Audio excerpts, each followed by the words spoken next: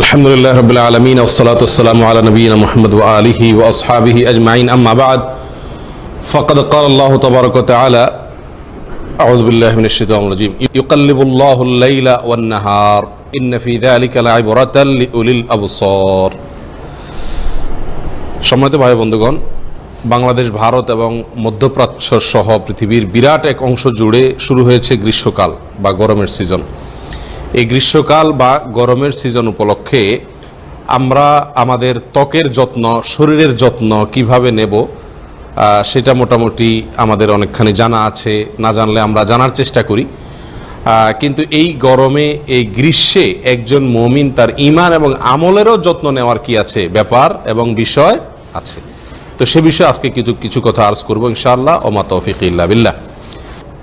গ্রীষ্মকাল, গরমকাল, শীতকাল, এই যে বিভিন্ন ঋতু, এগুলো সব আল্লাহ সুবহানাহু ওয়া তাআলার সৃষ্টি। এই সবই আল্লাহ সুবহানাহু ওয়া তাআলার সৃষ্টি। আর এই সমস্ত ঋতুর পরিবর্তনে, এই সমস্ত ঋতুর আগমনে গমনে একজন মুমিন তার জন্য বেশ কিছু বিষয় আছে যেগুলো সে জানবে, বুঝবে, শিখবে।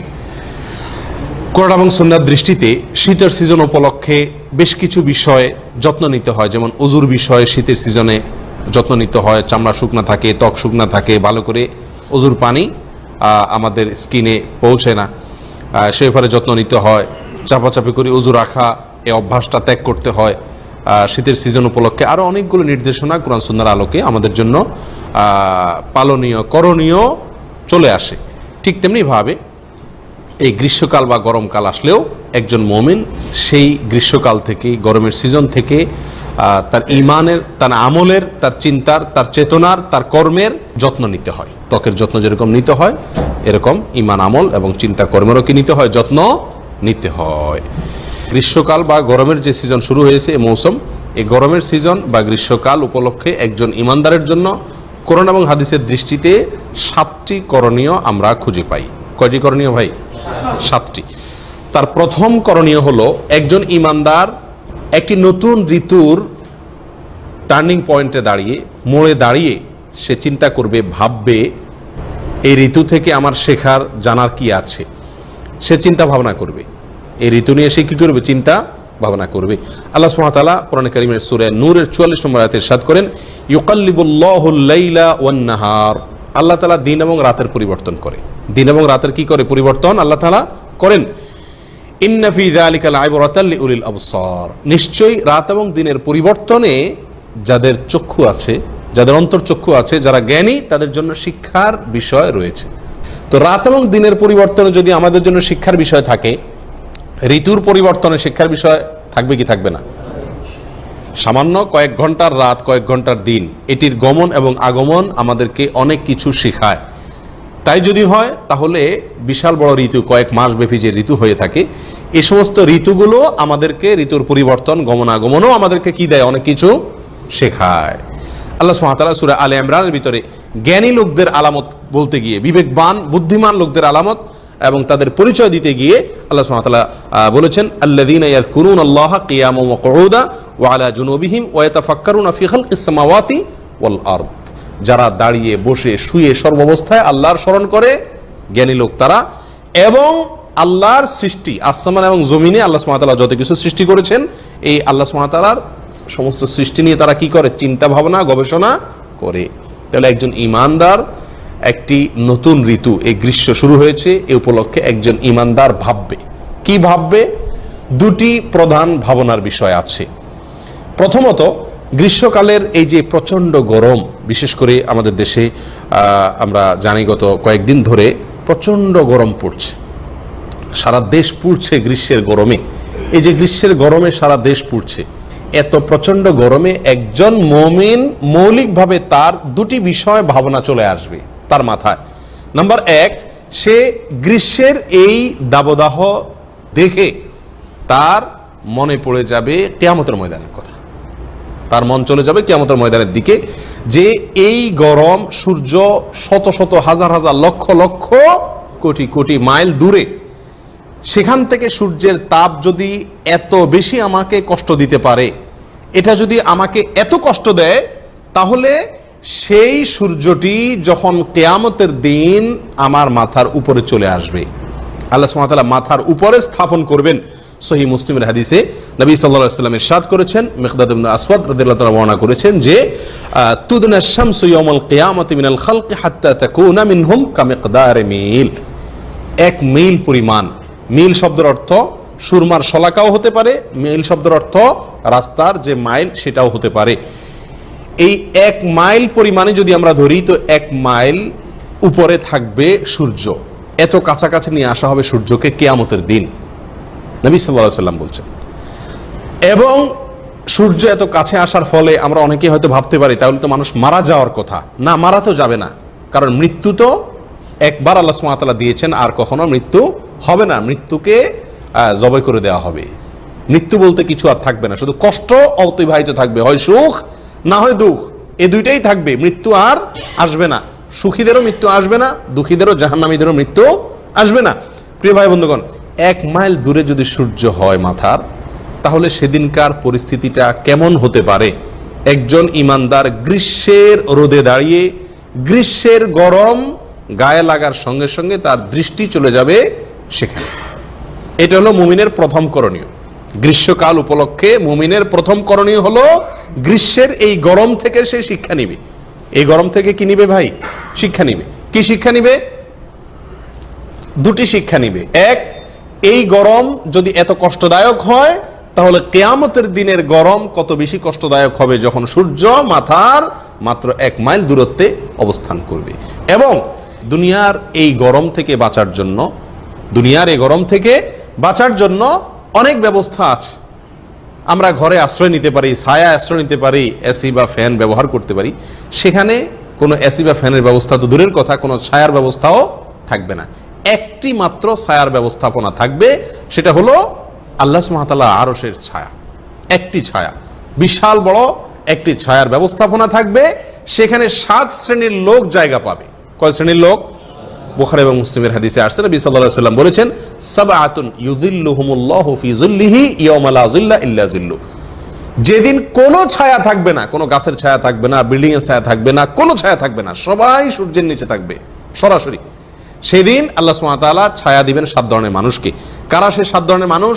এই গ্রীষ্মের গরমের মোড়ে দাঁড়িয়ে, শুরুতে দাঁড়িয়ে একজন মুমিন অনুসন্ধান করে বের করার চেষ্টা করবে যে আমি সেই 7 শ্রেণীর কোন শ্রেণীতে আছি নাকি নাই। যদি আল্লাহ না করুন আমার নাম সেই 7 শ্রেণীর মধ্যে না থাকে, তাহলে কোন একটা শ্রেণীতে অন্তত বা একাধিক শ্রেণীতে আমি নিজেকে ইনভলভ করার, অন্তর্ভুক্ত করে নেওয়ার চেষ্টা একজন মুমিন করবে গ্রীষ্মের গরম দেখে, যে আমার এই গরম থেকে বাঁচার জন্য যে আমি ব্যবস্থা নেই, আত্মরক্ষার ব্যবস্থা গ্রহণ করি। তো সেই গরম থেকে বাঁচার জন্য আমার ব্যবস্থা হলো একটাই, সেটা হলো এই 7 শ্রেণীর কোনো এক শ্রেণীতে, অথবা যে কয়টাতে সম্ভব ওই কয়টাতে নাম যাতে আমার অন্তর্ভুক্ত হয়ে যায় সেই চেষ্টা করা। হয় ন্যায় বিচারক শাসক হতে হবে, আর না হলে যৌবনকালকে আল্লাহর ইবাদতের ভেতরে কাটাতে হবে, মগ্ন রাখতে হবে, অথবা আমার অন্তর কি থাকবে? মসজিদে সব সময় ঝুলন্ত থাকবে। মসজিদের সঙ্গে আমার সম্পর্কটা এতটা গভীর করতে হবে, সম্পর্কটা গাঢ় করে নিতে হবে। অথবা আল্লাহর জন্য একত্রিত হওয়া, আল্লাহর জন্য পৃথক হওয়া, আল্লাহর জন্য একসাথে হওয়া, আল্লাহর জন্য ত্যাগ, এই করার মানসিকতা থাকতে হবে। অথবা কখনো কোনো মহিলা আমাকে অবৈধ কাজের অফার করলে, কোনো হারাম চোখের জেনার যদি কোনো সুযোগ আসে, সেই সুযোগটাকে গ্রহণ না করে আল্লাহর ভয়ে সেখান থেকে নিজেকে সরাবো।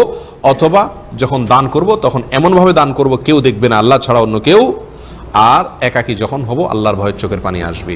এই গুণগুলো অর্জন করতে পারলে ইনশাআল্লাহ আশা করা যেতে পারে কিয়ামতের দিনের সেই গরম থেকে বাঁচার ব্যবস্থা আমরা গ্রহণ করে ফেললাম। আল্লাহ তাআলা আমাদের সকলকে তৌফিক দান করেন। প্রিয় ভাইরা, একজন ইমানদার গ্রীষ্মের গরমের সময় চিন্তা ভাবনা করবে। প্রথম চিন্তা ভাবনার পয়েন্ট হলো কিয়ামত নিয়ে তার মাথায় চলে আসবে, কিয়ামতের কথা চিন্তা করবে। দ্বিতীয় চিন্তার বিষয় হলো জাহান্নাম। এই গরম দেখে সে জাহান্নামের গরম সম্পর্কে কি করবে? আঁচ এবং অনুমান করবে যে সেটা কতটা ভয়াবহ হবে। সূর্যের তাপ, আগুনের তাপ না। এই গ্রীষ্মের গরম এটা কিসের তাপ? সূর্যের তাপ। সরাসরি আগুনের তাপ কত কঠিন তার চাইতে। আর এই আগুনের চাইতে সহিহ মুসলিমের বর্ণনা অনুযায়ী জাহান্নামের আগুন কত গুণ বেশি উত্তাপ? 70 গুণ বেশি উত্তপ্ত। তাহলে এই দুনিয়ার সূর্যের তাপ, সরাসরি আগুনের তাপ না, সূর্যের তাপ যদি এরকম হয় তাহলে দুনিয়ার আগুনের তাপ কেমন হবে? দুনিয়ার আগুনের তাপ যদি এতটা কষ্টের হয় তাহলে তার চেয়ে 70 গুণ বেশি উত্তাপ যে আগুনে আছে সেই জাহান্নামের আগুন কতটা ভয়াবহ হবে। সেই আগুনে আমাকে পোড়ার মতো, থাকার মতো, সে আগুনে অবস্থান করার মতো, পড়ার মতো যোগ্যতা, ক্ষমতা আমার কতটুকু আছে? একজন ঈমানদার এই সমীকরণগুলো করবে, এই যোগবিয়োগগুলো করবে, এই হিসাবগুলো মেলাবে। প্রিয় ভাইয়েরা, পাশাপাশি এই গ্রীষ্মকাল কোত্থেকে আসছে সেটা নিয়ে চিন্তা ভাবনা করবে। সহিহ বুখারীর বিখ্যাত একটি হাদিসে আসছে, আবু হুরায়রা রাদিয়াল্লাহু তাআলা বর্ণনা করেছেন, নবী সাল্লাল্লাহু আলাইহি ওয়াসাল্লাম ইরশাদ করেন, ইশতাকাতিন নারু ইলা রাব্বিহা ফাকালাত রব্বি আকালা বাদি বাদা। জাহান্নাম একবার আল্লাহ সুবহানাহু ওয়া তাআলার কাছে অভিযোগ দায়ের করেছে, পেশ করেছে এবং বলেছে, আল্লাহ আমার এক অংশ অন্য অংশকে গ্রাস করে ফেলেছে। জাহান্নামের এক অংশ এত বেশি উত্তাপ, এত বেশি গরম, যে গরমের কারণে এক অংশ অন্য অংশ কি করে ফেলছে? রাক্ষসে হয়ে গ্রাস করে ফেলেছে। তখন ফাআযিনা লাহা বিনাফাসাইন, নাফাসিন ফি শিতা ও নাফাসিন ফি সাইফ। তখন আল্লাহ সুবহানাহু ওয়া তাআলা জাহান্নামকে অনুমতি দিলেন তার এই উত্তাপ কিছুটা কমানোর জন্য দুইবার নিঃশ্বাস ফেলানোর। কয়বার? দুইবার নিঃশ্বাস ছাড়ার সুযোগ দিলেন। একটি হলো শীতে, আরেকটা হলো গরমে। কারণ জাহান্নামের দুইটা বিভাগ আছে। জাহান্নামে আল্লাহ সুবহানাহু ওয়া তাআলা আগুন দিয়ে যেরকম শাস্তি দিবেন এবং ঠান্ডা দিয়েও কি দিবেন? শাস্তি দিবেন। এই দুইটা বিভাগকে দুইটা নিঃশ্বাস ফেলানোর সুযোগ দিয়েছেন বছরে। নবী সাল্লাল্লাহু আলাইহি ওয়াসাল্লাম বলেন, ফাহুয়া ফাআশাদ্দু মা তাজিদুনা মিনাল হার ওয়া আশাদ্দু মা তাজিদুনা মিনাজ জামহারির। তো তোমরা এই দুনিয়াতে যে গরম দেখো, যে ঠান্ডা দেখো, প্রচন্ড ঠান্ডা, প্রচন্ড গরম, এটা হলো সেই জাহান্নামেরই নিঃশ্বাস, সেখান থেকে এটা এসেছে। প্রিয় ভাই বন্ধুগণ, এই হাদিসের আলোকে একজন মুমিন চিন্তা ভাবনা করবে যে আমার গরম, এই গ্রীষ্ম, এটা হলো আল্লাহ সুবহানাহু ওয়া তাআলার পক্ষ থেকে কি আমার জন্য জাহান্নামের একটি নিঃশ্বাস, যেটা আল্লাহ তাআলা পাঠিয়েছেন। এই গ্রীষ্মকাল হলো, এই গ্রীষ্মের গরম হলো জাহান্নামের নিঃশ্বাস, শীতের ঠান্ডা হলো জাহান্নামের নিঃশ্বাস। এই কথা একজন ঈমানদার কি করবে? মাথায় আনবে। এই গরমের উৎপত্তি করতে গিয়ে সেটা ভাববে, সেখান থেকে জাহান্নাম সম্পর্কে অনুমান করবে, আখিরাত সম্পর্কে, কিয়ামত সম্পর্কে অনুমান করবে, করে সেখান থেকে আত্মরক্ষার জন্য কি করবে? চেষ্টা করবে এবং জাহান্নাম থেকে বাঁচার জন্য আল্লাহর কাছে দোয়া করবে। গরমের কষ্টে অনেক বেশি কষ্ট হচ্ছে, গরমে হাহুতাশ না করে আল্লাহর কাছে জাহান্নাম থেকে আশ্রয় চান। কারণ হাদিসে আসছে, নবী সাল্লাল্লাহু আলাইহি ওয়াসাল্লাম ইরশাদ করেছেন যে কোনো ব্যক্তি যদি আল্লাহ সুবহানাহু ওয়া তাআলার কাছে কি করে? জাহান্নাম থেকে আশ্রয় চায় 3 বার। কয়বার? 3 বার জাহান্নাম থেকে আশ্রয় চায়। তো জাহান্নাম বলে, আল্লাহ এই ব্যক্তিকে আমার মাঝে প্রবেশ করায়ও না, আমাকে এই ব্যক্তিকে জাহান্নামে দিও না। জাহান্নাম নিজে তখন আল্লাহর কাছে কি চায়? ওই ব্যক্তির কাছ থেকে পানা চায়। ঠিক তেমনি ভাবে কেউ যদি 3 বার জান্নাত চায় পরপর, তো জান্নাত আল্লাহ সুবহানাহু ওয়া তাআলার কাছে আবেদন করে যে আল্লাহ এই ব্যক্তিকে জান্নাতে দেন, এই ব্যক্তিকে আমার মাঝে আসার সুযোগ করে দেন। অর্থাৎ এই 3 বার পরপর আল্লাহ আমাকে জাহান্নাম থেকে রক্ষা করেন, আল্লাহ জাহান্নাম থেকে রক্ষা করেন, আল্লাহুম্মা আজিরনি মিনান নার। 3 বার যদি কেউ বলে, তাহলে আল্লাহ সুবহানাহু ওয়া তাআলা তাকে জাহান্নাম থেকে রক্ষা করার জন্য জাহান্নামকে দিয়েই আবেদন করান সরাসরি। জাহান্নাম নিজেই তার জন্য কি করে? তার থেকে রক্ষার জন্য আবেদন করে।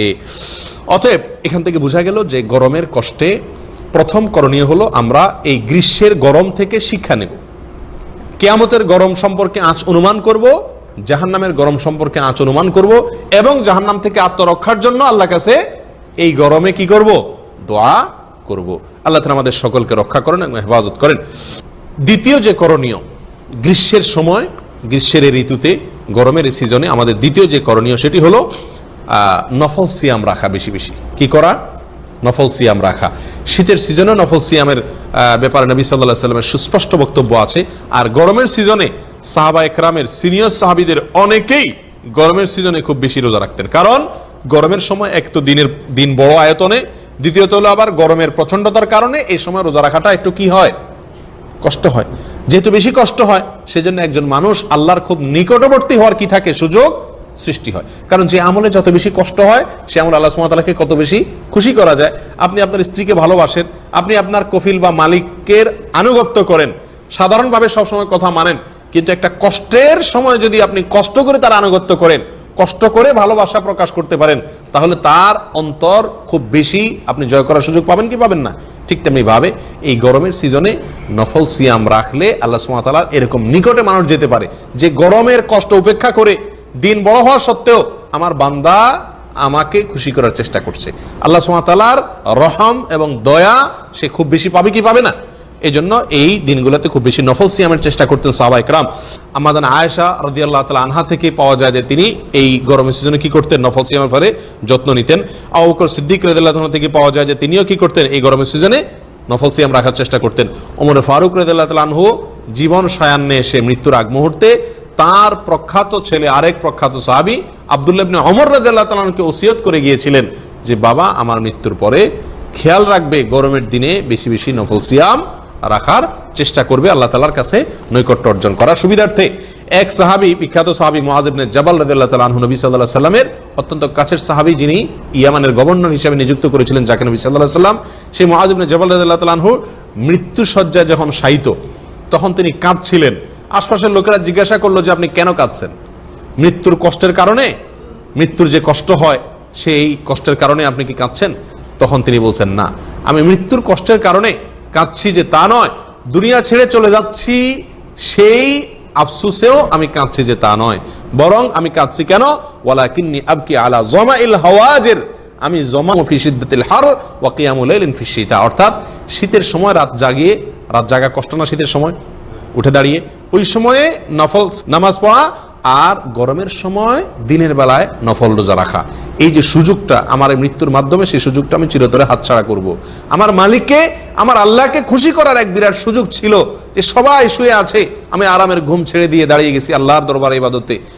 সবাই গরমের দিনে পানি গ্লাসের পরে গ্লাস ঠান্ডা পানি খাচ্ছে, আমি আল্লাহকে খুশি করার জন্য রোজা রাখলাম। এই যে মালিককে খুশি করা, মালিকের সঙ্গে একটা ভালোবাসার সম্পর্ক, একটা নৈকট্য অর্জনের সুযোগ, এটা আমার হাতছাড়া হয়ে যাবে মৃত্যুর মাধ্যমে। সেই আফসোস থেকে আমি কি করছি? কাঁদছি। এই ছিলেন সাহাবায়ে কেরাম। প্রিয় ভাইরা, সেজন্য গরমের সিজনে, গ্রীষ্মকালে দ্বিতীয় যে আমলটি আমাদের করা দরকার সেটা হলো তৌফিক অনুযায়ী মাঝে মধ্যে হলেও কি করা দরকার? নফল সিয়াম রাখা দরকার। আলহামদুলিল্লাহ, বেশ কয়েক বছর ধরে আমাদের বাংলাদেশ এবং ভারত সহ মধ্যপ্রাচ্যের এই সমস্ত দেশগুলোতে আল্লাহর মেহেরবানিতে গত কয়েক বছর জুড়ে আপনার রমজান মাসই হচ্ছে কিসে? গরমের দিনে, যার কারণে এই আমলটা আমাদের হয়ে যাচ্ছে। কিন্তু ওই যে সাহাবীরা যেহেতু বিশেষভাবে যত্ন নিতেন, অতএব যদি নফল সিয়ামের প্রতি যত্ন নেই তাহলে ইনশাআল্লাহ তার জন্য আমরা আল্লাহ কি পাবো? সওয়াব পাবো। আল্লাহ তাআলা তৌফিক দান করেন। 3 নম্বর আমল হলো এই গ্রীষ্মকাল উপলক্ষে যদি গরম খুব বেশি পড়ে তাহলে যোহরের নামাজ একটু দেরি করে পড়া। যদি গরম খুব বেশি পড়ে, আছে না অনেক সময় যে গরম খুব বেশি পড়তেছে, গরম যদি খুব বেশি পড়ে তাহলে অতিরিক্ত গরমে যোহরের নামাজটা একটু দেরি করে পড়া। এমনি সাধারণত যে কোনো সময় যে কোনো নামাজই সময় হওয়ার সঙ্গে সঙ্গে দেরি না করে, বিলম্ব না করে আউয়াল ওয়াক্তে পড়াটাই উত্তম। কারণ নবী সাল্লাল্লাহু আলাইহি ওয়াসাল্লামকে জিজ্ঞাসা করা হয়েছিল আইয়ুল আমালি আফদাল, তিনি বলেছিলেন আস-সালাতু লিআউয়ালি ওয়াক্তিহা, কোন আমল উত্তম? তিনি বলেছেন যে কোনো সালাত, 5 ওয়াক্ত সালাতকে সময় হওয়ার সঙ্গে সঙ্গে প্রথম ওয়াক্তে আদায় করে ফেলা, এটা হলো উত্তম আমল। এটা নবী সাল্লাল্লাহু আলাইহি ওয়াসাল্লাম বলেছেন। তাহলে বোঝা গেল যে কোনো নামাজে সাধারণত প্রথম ওয়াক্তে পড়াই কি উত্তম। তবে বিশেষ করে তিরমিজির হাদিসে আসছে, আমাদের আয়েশা রাদিয়াল্লাহু তাআলা আনহা বা অন্য কোনো উম্মুল মুমিনিন থেকে বর্ণিত তিরমিজির হাদিসে আসছে যে নবী সাল্লাল্লাহু আলাইহি ওয়াসাল্লাম যোহরের সালাত সাধারণত দ্রুত তাড়াতাড়ি পড়তেন, অর্থাৎ ওয়াক্ত হওয়ার পরে দেরি করতেন না। কিন্তু গরমের সিজনে যদি গরম বেশি পড়ে তখন নবী সাল্লাল্লাহু আলাইহি ওয়াসাল্লাম বলেছেন কি করার জন্য? একটু দেরি করে যোহরের নামাজ আদায় করার জন্য। সহিহ বুখারী মুসলিম একযোগে বর্ণনা করেছেন। আবু হুরায়রা রাদিয়াল্লাহু তাআলা আনহু বর্ণনা করেছেন, তার থেকে বর্ণিত নবী সাল্লাল্লাহু আলাইহি ওয়াসাল্লাম ইরশাদ করেছেন ইযা ইশতাদ্দাল হার ফাআবরিদু বিস-সালাহ ফাইন্না শিদ্দাতাল হাররি মিন ফাইহি জাহান্নাম, যদি গরম খুব বেশি পড়ে তাহলে নামাজকে তোমরা একটু দেরি করে পড়ো, ঠান্ডা হলে গরম কমলে তখন পড়ো। কারণ এই গরমের প্রচন্ডতা এটা জাহান্নামের ভাব, বিধায় জাহান্নামের ভাব যখন খুব বেশি মাত্রায় ছুটে ওই টাইমে নামাজ না পড়ে একটু পরে পড়ো, কষ্টেরও কারণ হবে মানুষের। সেজন্য এটা করার জন্য নির্দেশ করেছেন নবী সাল্লাল্লাহু আলাইহি ওয়াসাল্লাম। এটা মেয়েদের জন্য প্রযোজ্য, যদি গরম খুব বেশি পড়ে তাহলে যোহর নামাজ কি করা? একটু বিলম্বে পড়া। অবশ্য অনেক আলেমের মতে বেশি পড়া না, গরমের সিজন আসলেই কি করা? যোহর নামাজ একটু দেরি করে পড়ার কথা তারা বলেন। অথচ হাদিসের ভিতরে কি আছে? হাদিসের ভিতরে ইজাস্তাদ্দাল হার, যদি গরম খুব বেশি পড়ে এই কথাটা বলা আছে। সেজন্য অন্য ওলামা কেরাম বলেন যে না, গরম বেশি পড়লে তখন কি করা? দেরি করে পড়া, আর না হলে স্বাভাবিক অবস্থায় আপনার জোহরের নামাজ টাইম মতো আউয়াল ওয়াক্তেই আদায় করা উচিত। তাহলে গ্রীষ্মের আমরা 3 নম্বর আমল পেয়ে গেলাম, সেটা কি? জোহরের নামাজ যদি গরম বেশি পড়ে তাহলে কি করা? একটু দেরি করে পড়া। 4 নম্বর আমল হলো ভাই পানি পান করানো। মানুষকে কি করানো? পানি পান করানো। গরমের সিজনে অত্যন্ত গুরুত্বপূর্ণ একটি আমল, বিশাল বড় একটি আমল, বিশাল বড় একটি আমল ভাই। পানি পান শুনলেন না, সেইতে এক যুগে বর্ণিত হয়েছে, বিশুদ্ধ সূত্রে হাদিসে আসছে, নবী সাল্লাল্লাহু আলাইহি ওয়াসাল্লামের কাছে এক লোক এসে বলছে, ইয়া রাসূলুল্লাহ, আমার মা মারা গেছেন, আমি তার কাছ পক্ষ থেকে দান করলে তার করতে পারি কিনা? নবী সাল্লাল্লাহু আলাইহি ওয়াসাল্লাম বলেছেন, নাম করতে পারো, তার পক্ষ থেকে তুমি দান করতে চাইলে করতে পারো। তখন তিনি জিজ্ঞাসা করেছিলেন, আইয়ুস সাদাকাতি আফদাল, দান হিসাবে সবচেয়ে বেস্ট দান, সবচেয়ে উত্তম দান কোনটি? নবী সাল্লাল্লাহু আলাইহি ওয়াসাল্লাম তখন তাকে বললেন, সাকিয়ুল মা, মানুষকে পানি পান করানো। মানুষকে কি করানো? অন্যকে পানি পান করানো। এটা হলো দানের মধ্যে সবচেয়ে বেস্ট এবং উত্তম দান। তো এই হাদিস থেকে আমরা বুঝতে পারলাম যে অন্যকে পানি পান করানো এটা উত্তম দানের একটি। অতএব এই গরমের সিজনে, গ্রীষ্মের সিজনে পানি পান করানোর প্রয়োজনটা বেশি দেখা যায়, বিধায় আমরা এই আমলটা করতে পারি যে গ্রীষ্মের সিজনে মানুষকে কি করতে পারি? পানি পান করানোর ব্যবস্থা করতে পারি। এবং এই আমলটা প্রসঙ্গে সালাফ, পূর্বসূরি সালাফ সালেহিনের অনেক বক্তব্য পাওয়া যায় মানুষকে পানি পান করানোর গুরুত্বের বিষয়ে। ইমাম কুরতুবী রহমতুল্লাহ আলাইহি, বিশ্ববিখ্যাত তাফসীর কুরতুবীর লেখক, তিনি বলেছেন আল্লাহর সবচেয়ে নৈকট্য অর্জনের যে কয়েকটা উপায় আছে তার ভিতরে একটা হলো মানুষকে কি করানো? পানি পান করানো। আমরা সবাই সহিহ বুখারীর একটা বিখ্যাত ঘটনা জানি।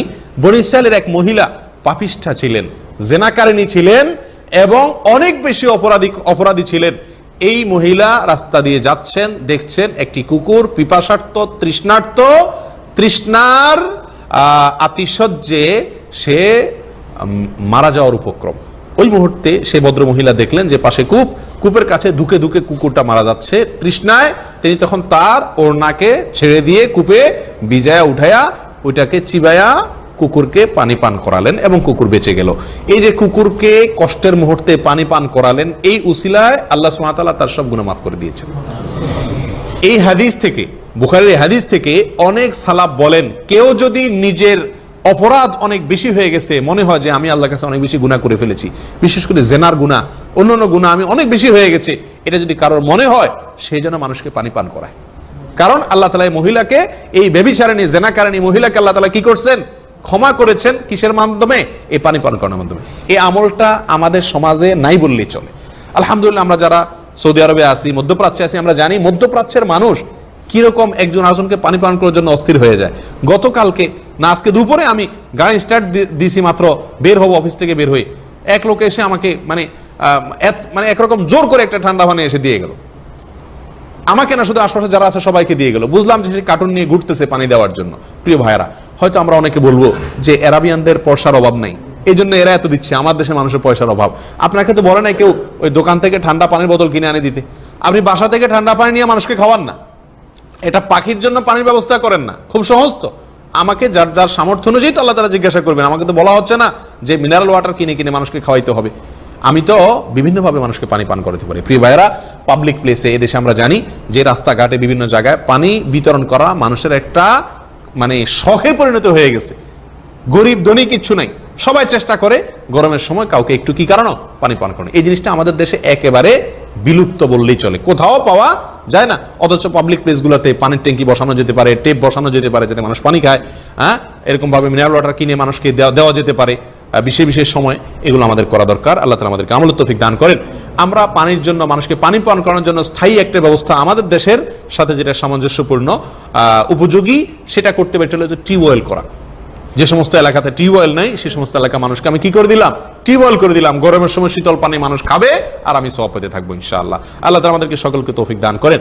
বিশেষ করে এই গরমের সিজনের একটা অন্যতম আমল হলো কি করা ভাই? মানুষকে পানি পান করানোর চেষ্টা করবো তো ইনশাআল্লাহ। আল্লাহ তাআলা আমাদেরকে তৌফিক দান করেন। 5 নম্বর আমল হলো গরমকে গালিগালাজ না দেওয়া।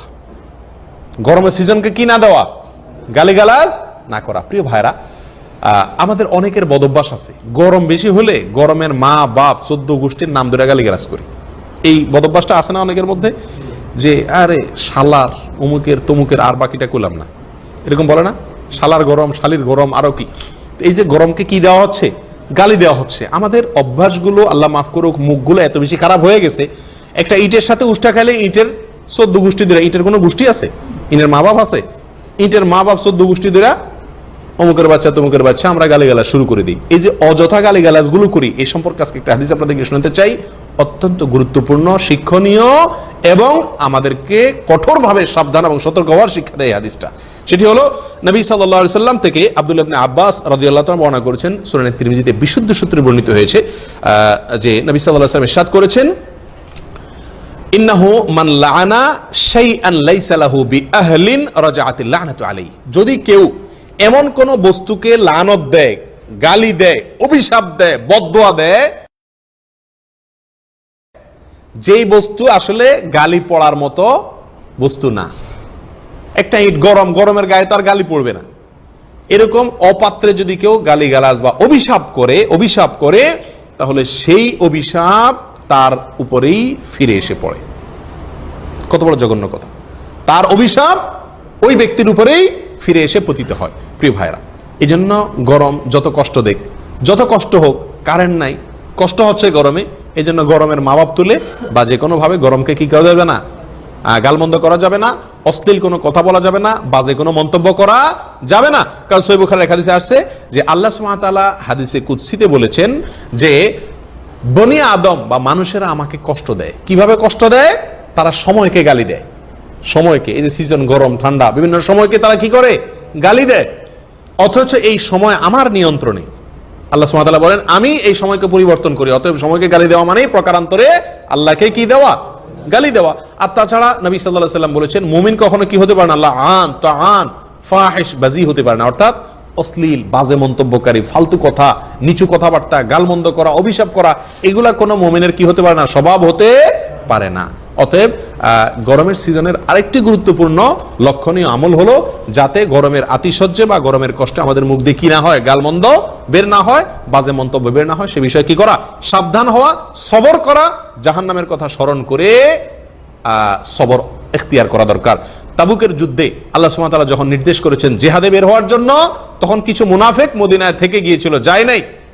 তারা নিজেরা তো থেকে গিয়েছে, অন্যদেরকে বলেছে লা তানফিরু ফিল হার, সূরা তওবা আসছে। তারা অন্যদেরকে বলছে এই গরমে বের হয়ো না তোমরা।